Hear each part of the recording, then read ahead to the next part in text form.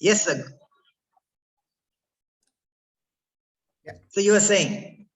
No, I'm just Yeah. saying that those days of where thousands and thousands of people used to be in the larger offices. I think those days are probably gone. Yes. But you never know. I mean, you never know what is going to come tomorrow. Yes. I don't see that happening for the next 2 years at least. So at least not in India for sure. So Sure. Yeah. and there are plenty of banks also now allowing their employees to work. Now the banks requirements are very different from IT companies. So I think the regulatory requirements require banks to have people in office for some specific reasons. Otherwise, pure technology companies uh, don't really require to have. I mean, the way it is, Anybody in the office? they're all making much more money than they used to earlier. So Yes.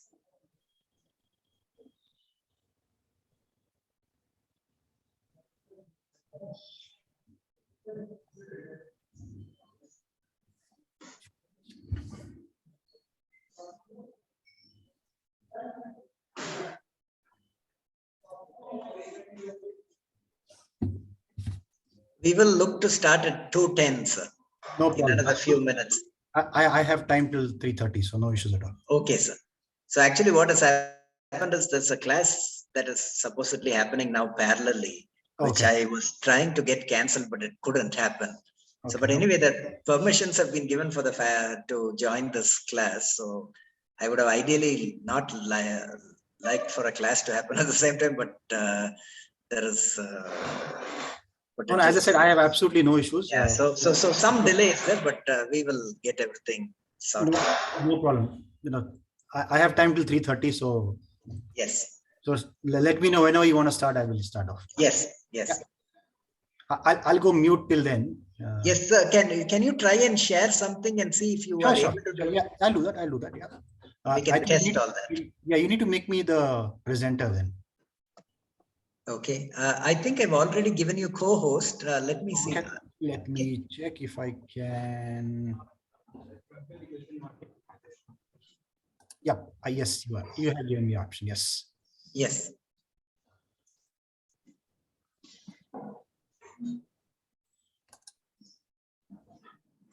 Hopefully, you should be able to see my screen now. Yes, sir. Okay. Got it. Got it. Yeah. So that's working fine. Yeah. Okay.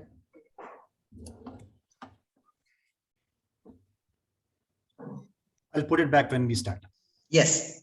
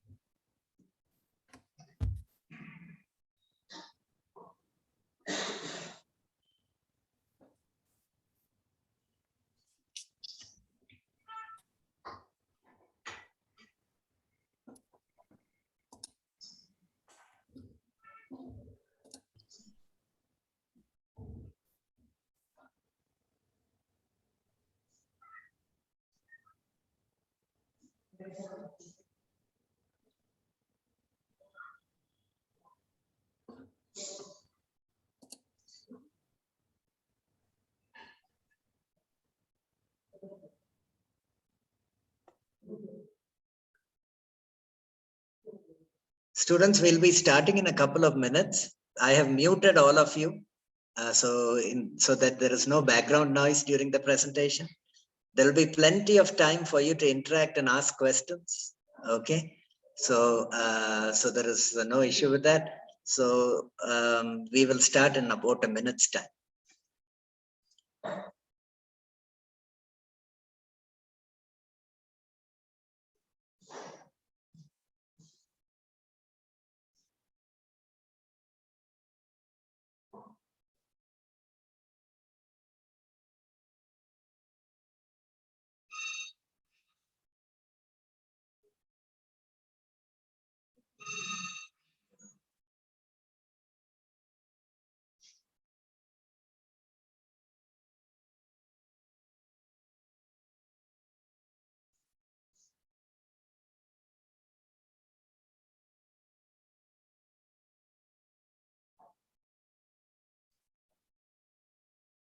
Okay, students. So we're going to start now. It's my pleasure to invite and thankful that Mr. Suchindra Partners, one of my good friends who has decades worth of experience, several decades worth of experience in the BFSI domain, is going to give you some takes on how the recruitment landscape is changing in the BFSI segment and kind of student expectations. Shanti Priya, can you do the introduction, please? Yeah, sure, sir. I warmly welcome you, sir, for this guest lecture. As you all know, today our guest lecture is on the how the BFSI is changing the trend during the COVID crisis. Our guest lecture name is like Suchindra Potnis, sir. And sir has completed his BE and management studies from Bombay University. Sir has 25 years of plus experience with global system and integrators and enterprise product companies in the BFSI space. Sir's current designation is at the Vice President of the Banking Platform Solutions of Tech Mahindra. Sir, current role is to create and enable partner-led and GTM propositions to win joint deals in the banking and financial services space, primarily in EMEA and Asia Pacific. Primary roles played in Oracle or HCL Tech and the Bridge Information Systems. They would deal with the customer facing sales and the business development roles, focusing in winning large IT deals in banking and financial services space across the globe, with significant focus even in UK and continental Europe. And I would like to thank for your precious time and clarifying all our doubts, by giving us time for the opportunity to listen your guest lectures. Thank you, Shanti Priya. Thank you. Sir, over to you now. Thanks, Sadhvir. Thanks, Shanti Priya, for the introduction.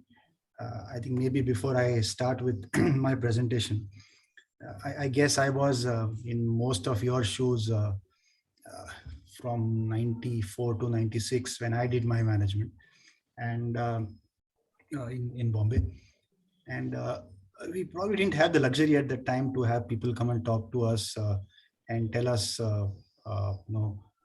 the specific changes that were happening in specific areas. I think there were not so many specialities at that time as well. So I am not a banker, but I've been only doing the banking business for the past about 26 years now. That implies that I work with bankers, with financial services players, not so much insurance, but with traders. I spent about 10 years selling in Dalal Street in Bombay. Spent a few years in Europe selling to interacting with international bankers on the fixed income side, retail banking side. And I currently now work with Tech Mahindra, where I look at how we can enhance our solutions and position them better for customers across the globe.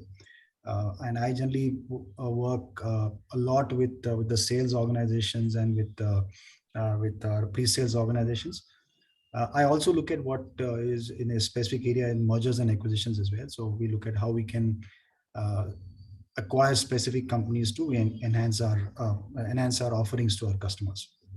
So I think Rajveer is a good friend for many years now. And when Rajveer said that some of you are going to pass out now, and you probably are going through a process of interviews and process of hiring with various companies, and he wanted to check if I could share my experiences. So what I am sharing right now is purely my personal experience. I'm not representing my company here. I'm trying to tell you, what could possibly help you. If I'm trying to put myself in your shoes and say, what could I have done if I would have known what I know right now? So that's what I'm trying to get to, I would like to have it as a free-flowing discussion as possible. In the scheme of things, where we are an online system, maybe at the end, you could just throw me as many questions as possible, and I could try and answer them. So what I will do is I will try and share my screen right now.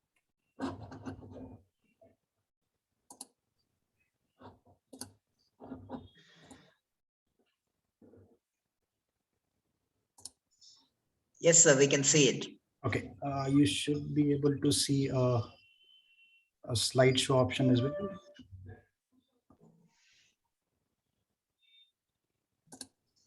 Yeah, okay.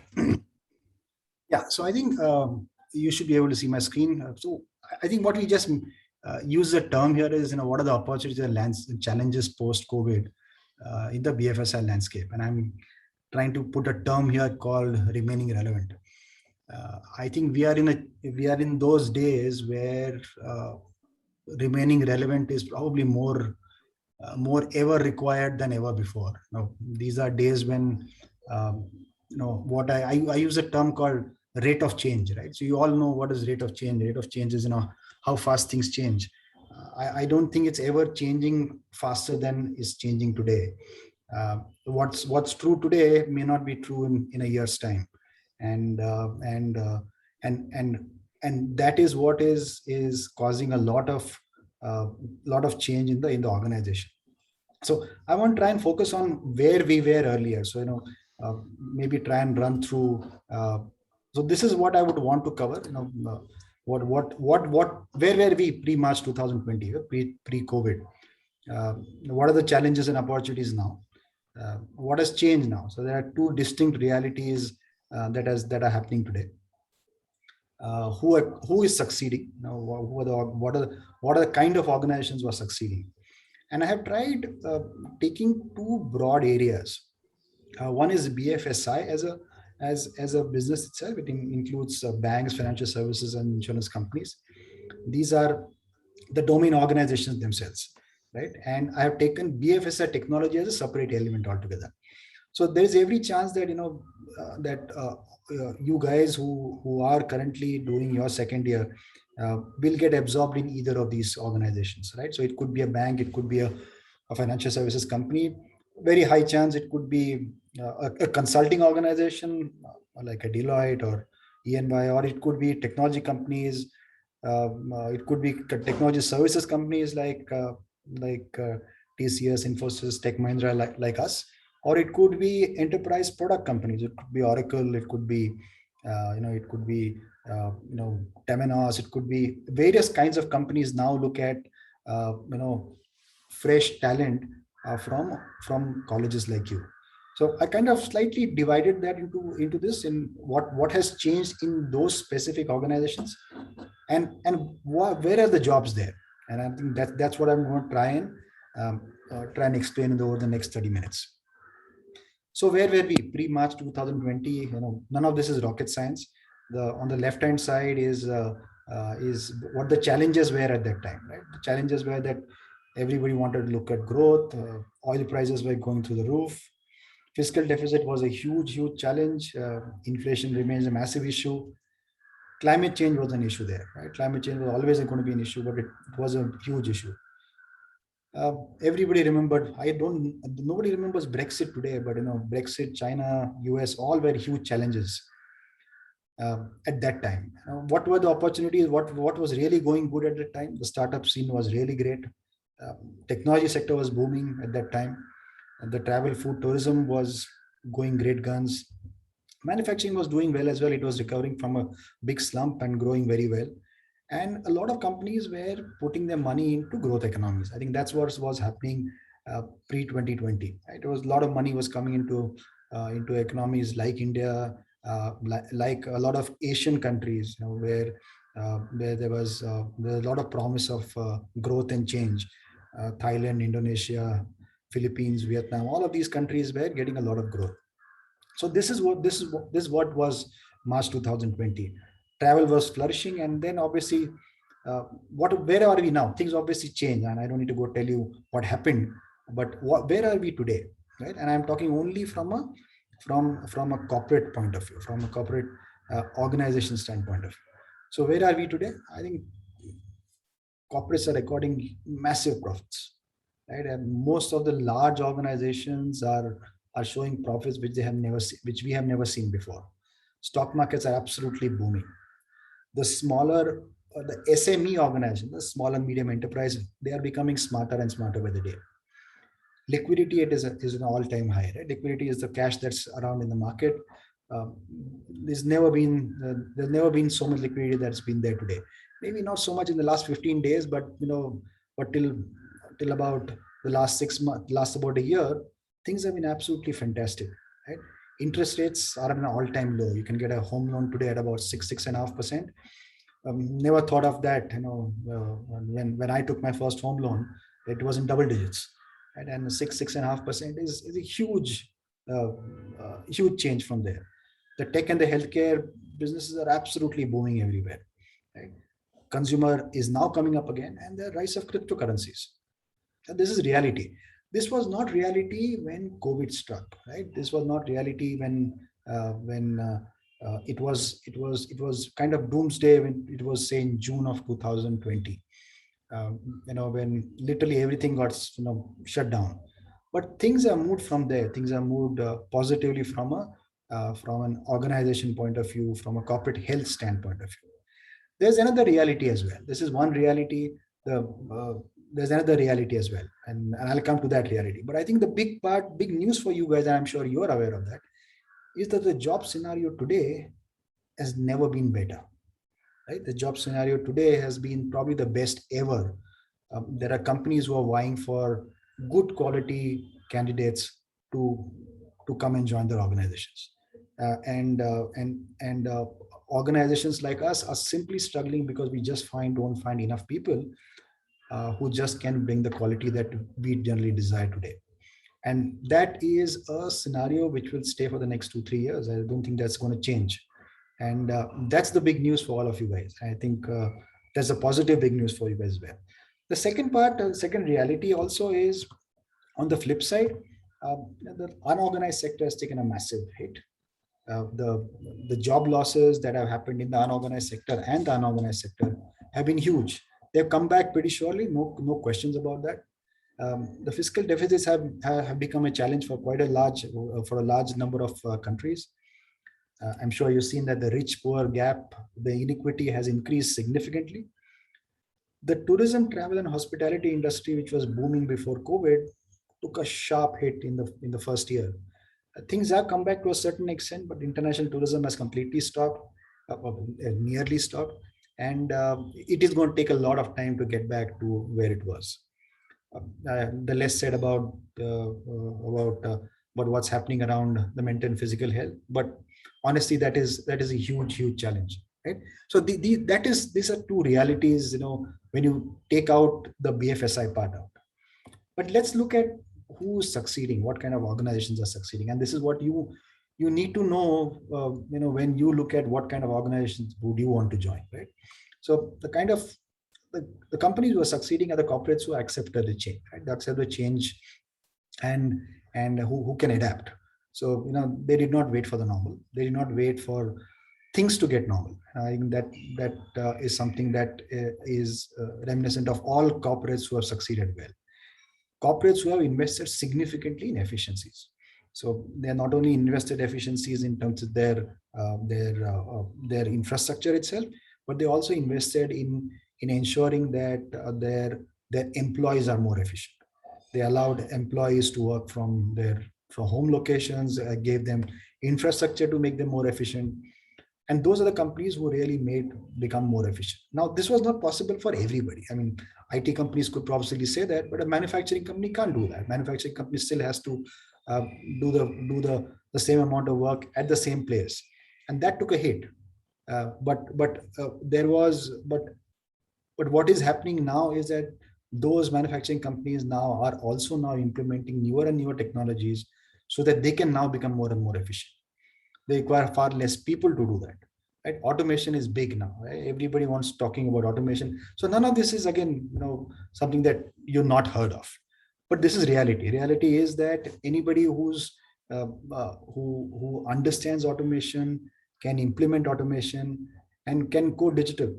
Digital simply implies doing everything off the net, right? Everything off, not being physically present. And what has changed is that any company who uses data as a single biggest factor of acquiring and retaining customers is succeeding. It is what is called as the new oil. And I'm sure you heard of all the various courses that are available on data science, machine learning, all the fancy terms that you know. And then and they're not fancy anymore because they are now implemented, they're succeeding in various places. So that these are the companies who are succeeding.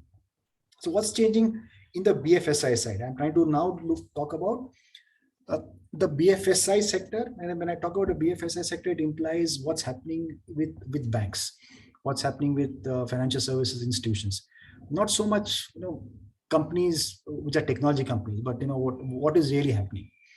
So in the yellow is what was earlier, what was a big focus of banks. Banks had a mix of branch and digital. Banks used to always encourage people to go digital, but always left that space for people to go and get a human touch and go and talk to your relationship banker. Right? That always was there. There always was a focus. Personal touch remained a significant selling point for many banks, for many financial institutions. A lot of the institutions where I'm sure you heard of cost to income ratio. You come from most of you are from the finance background. They're all focused on ensuring to reduce your cost to income ratios and always focus on reduced legacy. I think that's what they were trying to do.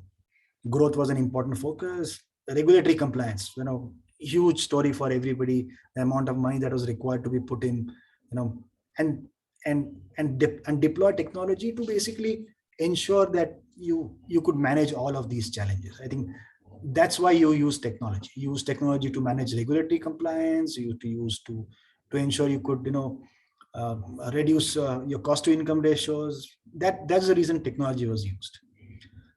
But what has changed now? What has changed now, obviously, is fintechs. The honesty, fintechs and cryptocurrencies are not a result of COVID, but their importance today is now far more than in the pre-COVID days. So there is a very small line of difference, if any, between in Airtel and an ICICI bank. And because Airtel is a bank itself, the same is the case with you could literally do anything with a fintech that you could typically do with a traditional bank.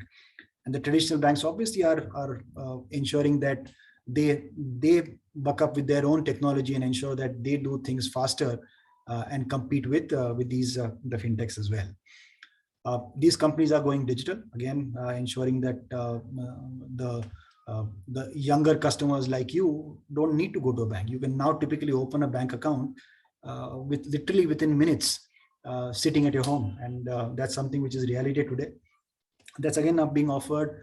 It was being offered earlier, pre-COVID, but it's now become commonplace now everywhere. Right? Enterprise and cybersecurity was again an issue earlier, but again it's a center stage today because everybody wants to ensure that their data is protected and that information is protected. I think enterprise security also talks about information security of the customers and the employees as well.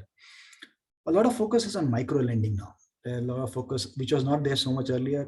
A lot of organizations, a lot of banks now are focusing on trying to give money to the very small sector. There's a lot of money to be made there.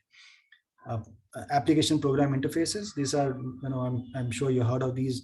APIs are applications which allow banks now to connect to third-party companies. I mean, for instance, on Google Pay, you can, I'm sure you're all aware, Google Pay allows you to look at your savings account balance without even actually going to.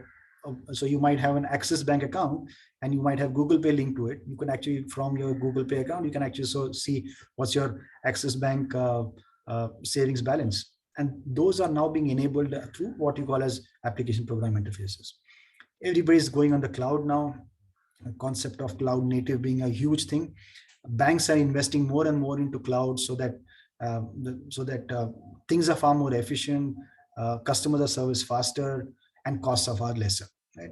Automated decision making is a big thing now, especially around lending. So the whole lending process where a retail consumer loan would initially take about 7 to 8 days, now takes far lesser now, because the processes that most banks have implemented allows them to take automated decision, an automated decision from not only scanning documents, but also taking decisions based on information that the customers provide.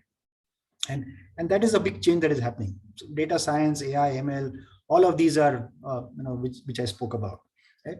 And these all relate to the kind of jobs that exist today. Right? The kind of jobs that exist today are in these areas, right? In these areas. So these are the areas where jobs exist today.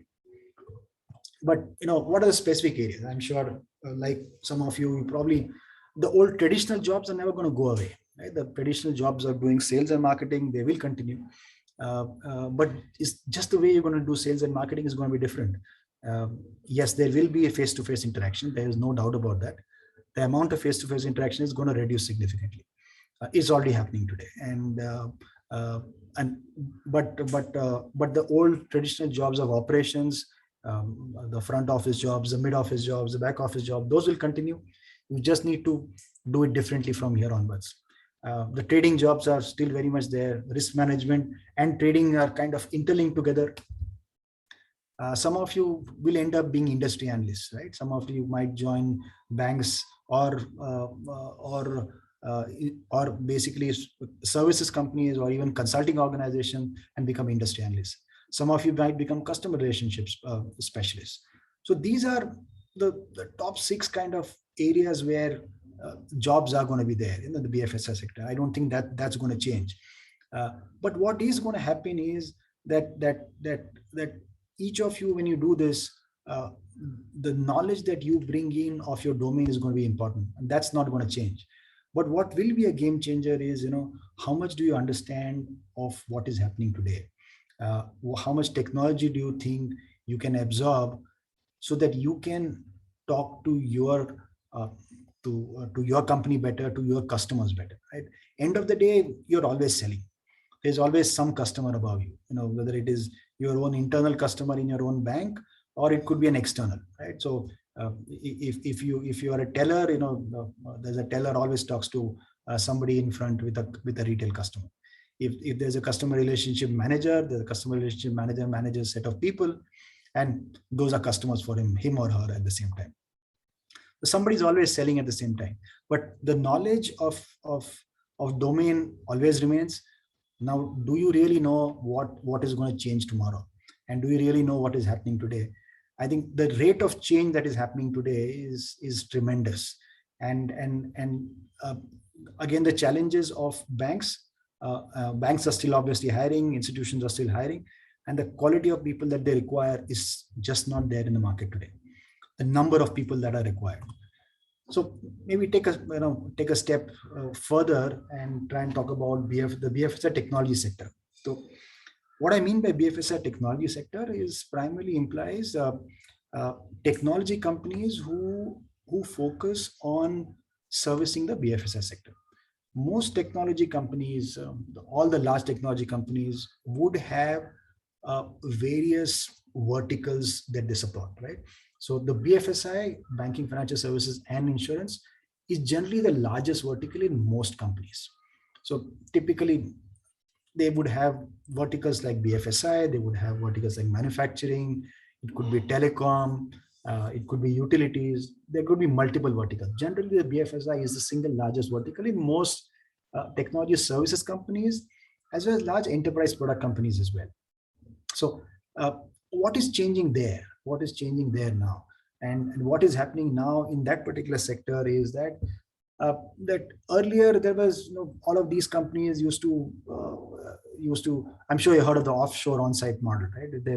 There were models where services companies used to sell, used to service banks in the US and have people working, some of them working in the US and back, and most of them were working back in India, or even Manila, or in Sri Lanka, So the entire offshore on-site model was a great concept. There was a on-premise projects global workforce. A lot of companies used to own assets. Right? Things have changed. Things have changed in IT companies now. Again, things have changed where nothing is offered as a as a one-time deal. Everything is as a service. And so when technology companies now go and talk to banks, they try and tell them, how can I solve a solution to you? So they would typically go and tell a bank that if you are servicing 100,000 retail customers, I will give you this service at 10 rupees per customer. They would typically not go and say that this is my product and this costs you 100,000 rupees. So what they now say is, I will serve a single customer at 10 rupees a customer. And that is the new norm now, the concept called as a service. And earlier, the concept of as a service used to exist, but was never popular. But today, everything now goes as a service. This is now delivered from a technology standpoint to the cloud. Right? So you would probably hear of terminologies like cloud native. So cloud native technologies are solutions which can sit on a cloud, where a bank or an institution would not require to implement these solutions across in their premises, but it could sit on any of the clouds. Native implies that it could shift from one cloud to the other, and then you basically don't need to own any asset, but ensure that the customer the services. None of you probably are not a whole lot of you are from the technology side. So these are terms which probably are not very familiar, called microservices. These are new technologies where applications are built on, but these are now focus areas for a lot of BFSI technology companies. I think I spoke about APIs earlier. Data science, AI, and ML. I'm sure a lot of you probably had done these courses. You've probably done online courses and learned a lot. I think you did a pretty good decision doing that if you have done it. If you have not, and data science is going to be the single most important important piece of knowledge that you will probably require at some stage if you ever want to be in the technology side. Right? Enterprise security, I think I spoke about that earlier as well. Technology companies now are focused hugely on enterprise security, and the reason why I'm telling you all these are where the jobs are. These are where the jobs are today. The concept of hybrid workforce now. So earlier, a lot of technology companies used to hire in India and then send them back into various countries to service their customers. That is not happening so much now. So what they are now doing is that they are hiring people in India for India business, and a lot of companies who are now hiring in the US, they hire it for the US. Not a whole lot of shifting now happens as it used to happen earlier. So that's the concept of the hybrid workforce. Obviously, the most important part that technology companies today are facing, and I'm sure you hear of this again and again, is the massive shortage of quality personnel. Not only this is this is a far bigger challenge in the technology sector as compared to the banking sector. We just don't get enough people now. The demand from the customers have increased so much that the level of people required today is the number of people who are required today are so few. It's actually surprising, and I don't think anybody in the industry foresaw that that this could be the stage today, and things just get worse from a point of view of hiring people. But that's great news for you guys. If you guys are the guys who have the right skills, the right knowledge, you are in a position to negotiate with companies better. And I think, and this is something which will continue, and that's what I'm sure you are aware of, right? But again, it is to do with having quality personnel, knowing what kind of people we require. It's a difficult job today at the moment. So what kind of jobs exist in the BFSI sector? So again, not a whole lot different from here, but sales marketing as a job definitely exists. A lot of you guys get absorbed in the BFSI pre-sales competency organization. What I mean by that is, it could be a large IT services company, or it could be a small IT services company. They service their customers across the globe, And they being primarily IT companies, technology, they being a focus around technology, they don't necessarily have a lot of people who understand the domain in the first place. So you coming from that kind of a background would also get absorbed in domain specific areas. So you could typically end up becoming a lending expert in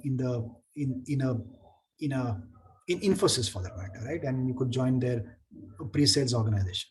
We could work for you could work in Oracle for that matter. Oracle has a huge customer base in the banking sector, and they constantly require people who understand banking, because the technology guys can code, they can do a lot of work and develop more and more solutions, but they need to to converse with the customer. They need to have people who understand banking. They need to have people who understand lending. They need to understand risk management. So those are areas where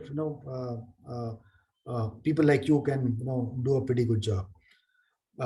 IT sectors always look at people with expertise like yours to do product management, to create exciting solutions for the banking business. So that's an area which a lot of a lot of organizations look at.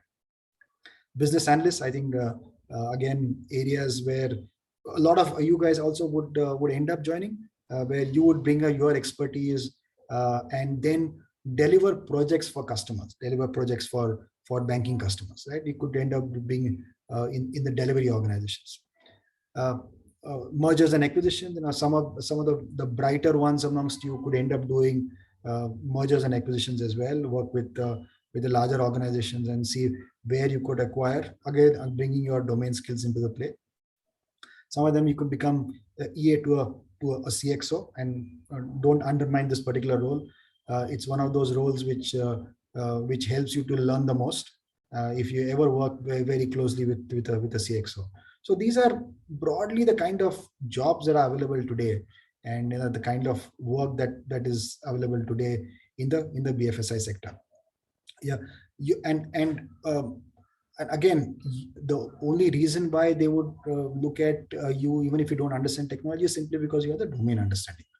You understand BFS as a business, BFS as a background, and that's when you get into organizations like these. So, but what is happening today is the lines are blurring. Lines are blurring here. Banks do require you to know a little bit of IT.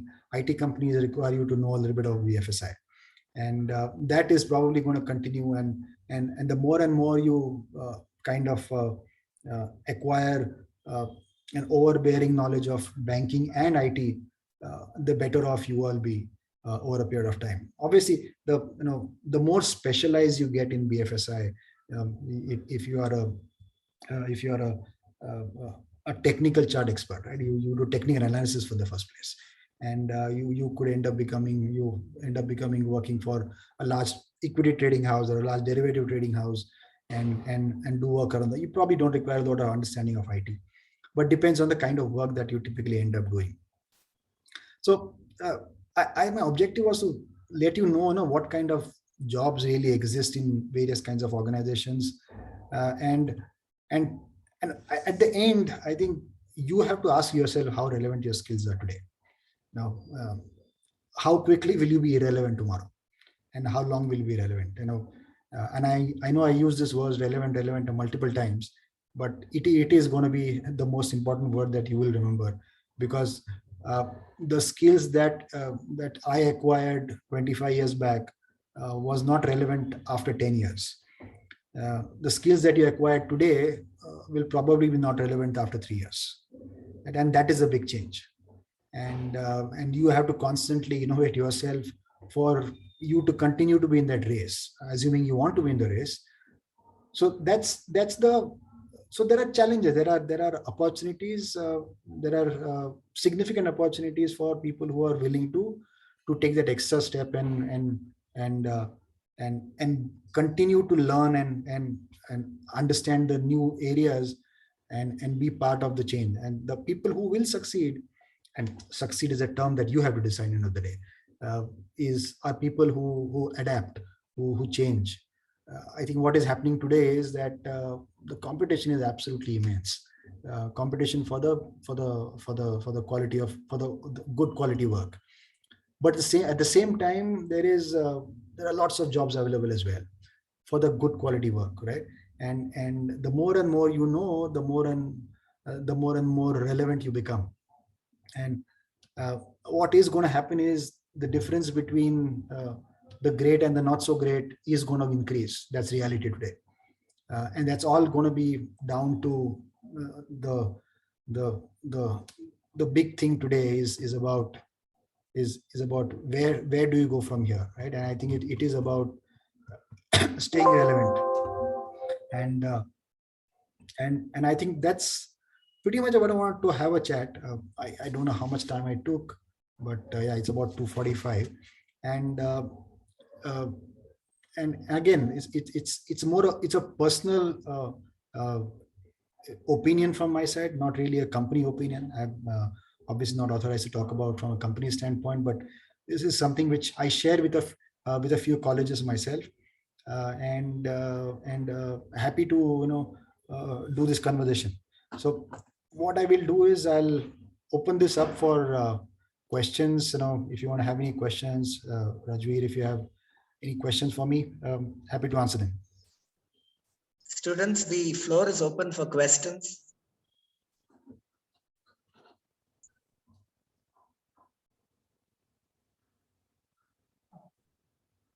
Sir, let me just ask you a question. Sure, go ahead. What particular IT skills do MBA graduates need? Anything in particular you think stands out? I think what you will need to understand is how does IT impact business, right? I think that is going to be a big game changer. It's less required if you end up joining a bank. It's more required if you probably join an IT company. Take an example, right? If you end up working, if there is a role in an IT company, and if you come in as a banking specialist, but if you understand the new in things of today, you understand what data science implies, right?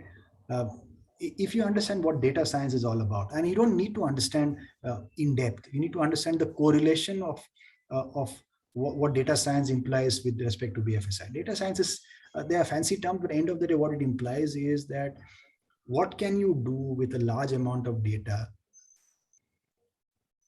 to acquire customers, to better service customers, and better manage customers, right?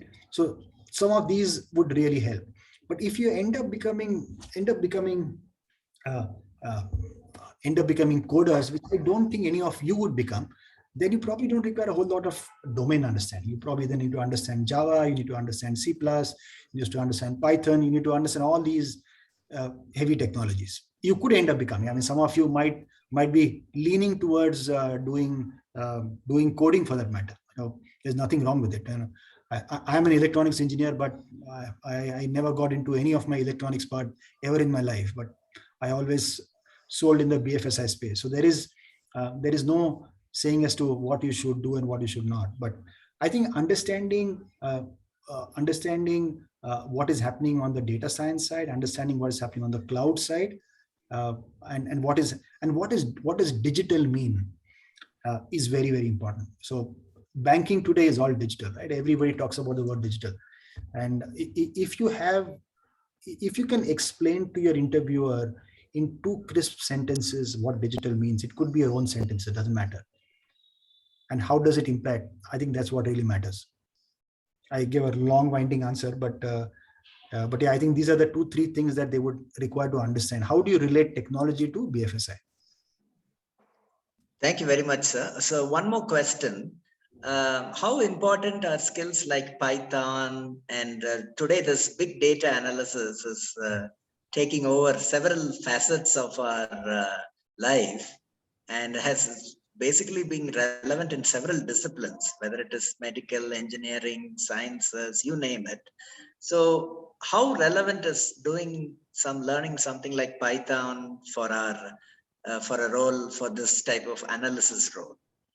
I think it will be very relevant. If a lot of companies now say that what is good to have, what is a must have kind of a skill, and what is a good to have, right? A typical business analyst is not expected to have Python skills, right? But especially in BFSI, what he or she would require to know is what are the processes required, risk management, what kind of risks is it, what credit risk, market risk, what kind of risk exist. But if he or she can convert that understanding of that market into an executable, right, into something that he or she can show to a customer through a technology. Python could be one of them. Python is one of them, where he or she could explain and work with that. It's a massive advantage, and that's what I talk about, right? I talk about differentiating yourself in ways which you never thought of earlier. Now, and the moment you start differentiating yourself, you would realize the numbers on your on the salaries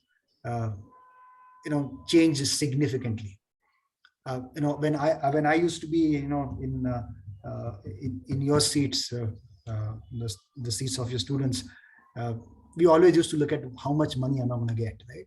And at that time it used to be in how many thousands would it be, right? It was not used to be in lakhs. But at that time we were never told us that if you would have known a few things more, your salaries would have been much more than this, right? There is, for the first time this year, companies are now allowing some colleges, some students to negotiate on salaries. Never happened before. This is the first year that I ever heard of that some companies are even afford to do that. And the only reason for that is because the students can show something which the employer does not expect to be seen from the student. And that's something which will be required. And what you just said about Rajveer is exactly what it is all about. So if you end up becoming, if you understand blockchain, if you understand data science, and if you can create something in front of your interviewer, it makes a big difference. So things have changed. Things have changed big time. I don't know whether I'd like to be in your shoes at this time or not. There's definitely opportunities, but it's scary as well, right? It's the opportunities are huge, and opportunities are huge if you know a lot of things. But if you don't, you will get left behind. There's no question about it. But yeah, opportunities are plenty for people who want to try.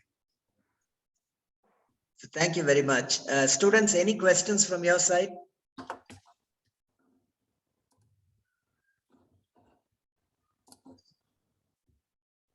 Yes, students.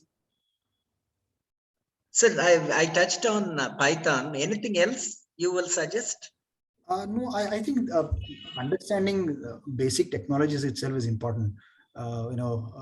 Anybody who ends up joining any of these banks and knowing, understanding basic stuff like VB skills, right?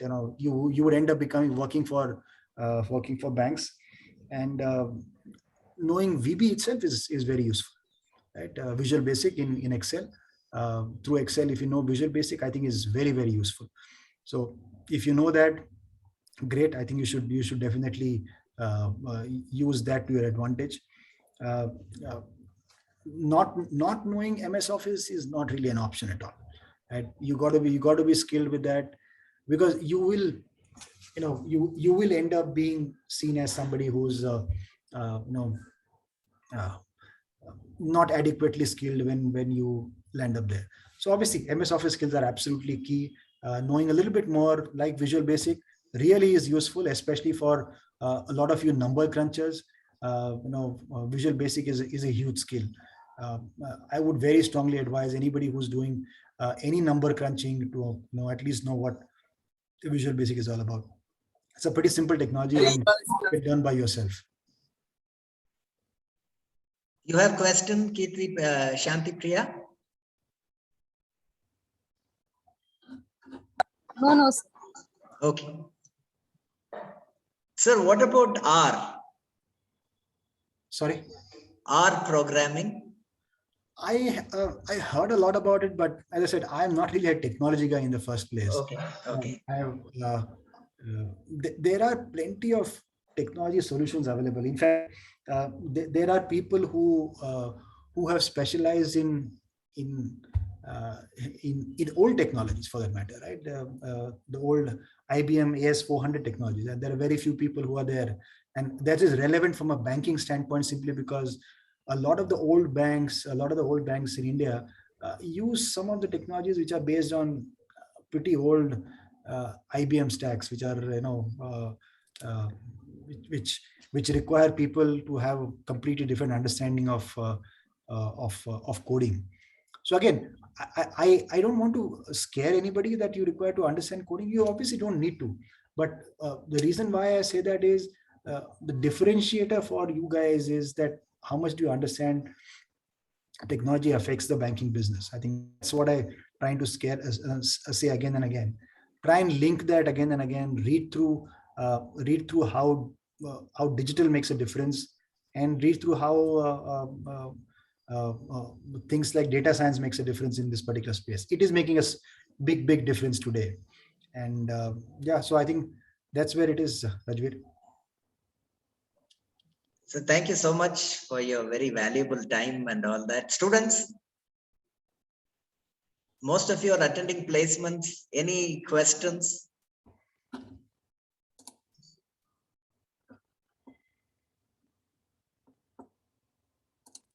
Sir, like what type of a certification course is required if we are doing? Okay. Sir, any particular certification courses that you would Could add on recommend? So I think, as I said, these 2-3 areas, right? So if a lot of these online medias have options of doing courses on cloud. And I think doing courses on cloud native, if you have time, you should do that. If you can do courses around data science, you should do that. Data science is a huge term, so you can take a piece of it, say artificial intelligence, right? It could be one of them. I'm sure you heard of courses on blockchain. So these are courses that can really help. Now, obviously today, you guys are going to go probably do your first jobs. You're not expected to start creating wonder from day one.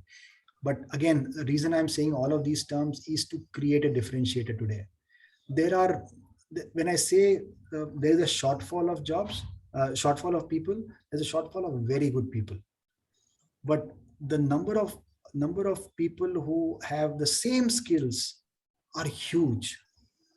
So the divide between the people with skills which are required in the market and the people who have skills which are not so required is huge. So the number of people who typically have the normal skills would end up struggling. But when you say that I understand what blockchain is all about, right? Again, you don't need to go into extreme detail. You can get that first line in.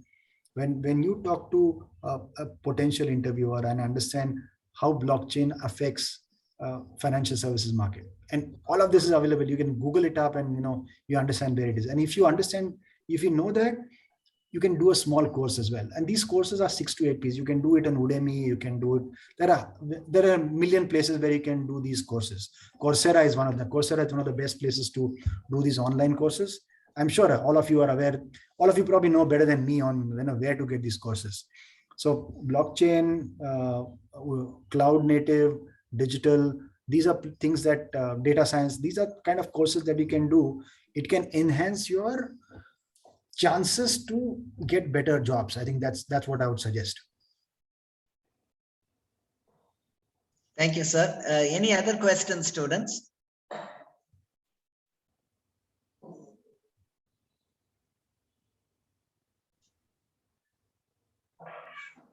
Students, any other questions? Further questions?